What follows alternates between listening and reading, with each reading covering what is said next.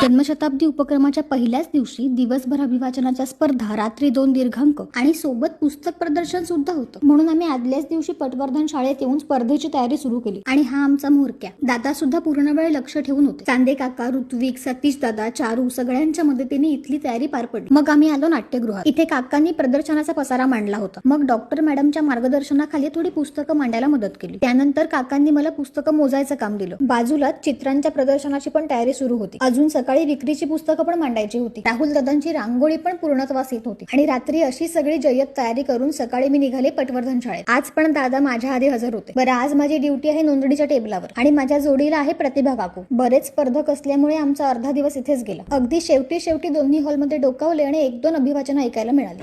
सृष्टीला 5वा महिना. पण लहान गटांच्या परीक्षकांचं सत्र अटेंड करता आलं.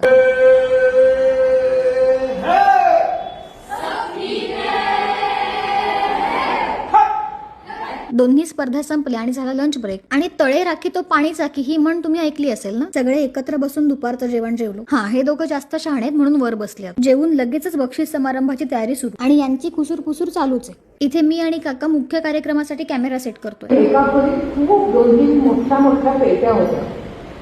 त्यातच त्या रेडिओची मशिनरी असावी हा माझा अंदाज पुढे खरा ठरला. शुभांगीताईंचं अभिवाचन, परीक्षकांचं मनोगत सगळं झालं. आणि ही अशी का बघतीये मला माहित नाही. लगेचच बक्षीस समारंभ पार पडला आणि डॉक्टरांनी मला नाट्यगृहात सोडलं. आज रात्रीच्या नाटकासाठी सेटची व्यवस्था बघायची होती. हे सगळं आवरून आम्ही घरी आलो, पण थांबण्यासाठी नाही, परत निघण्यासाठी. फ्रेश होऊन पुन्हा आलो नाट्यगृहात. एकदा सगळी तयारी बघितली आणि नाटकाला बसलो. 100दा सांगितलं, संस्कृत शब्दांचे मराठी अर्थ मोठ्याने सांगता येत नाही.